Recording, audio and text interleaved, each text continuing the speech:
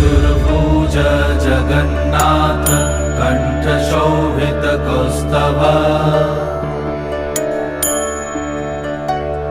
पद्मनाभ वेदगर्भ चन्द्रसूर्यविलकरा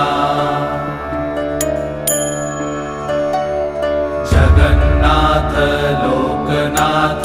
नीलाद्रीश परहरि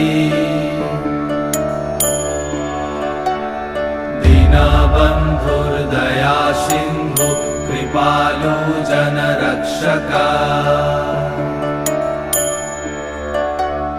कम्बुपाणि चक्रपाणि पद्मनाभ नरोत्तम जगत्तं पालको व्यापी सर्वव्यापी सुरेश्वर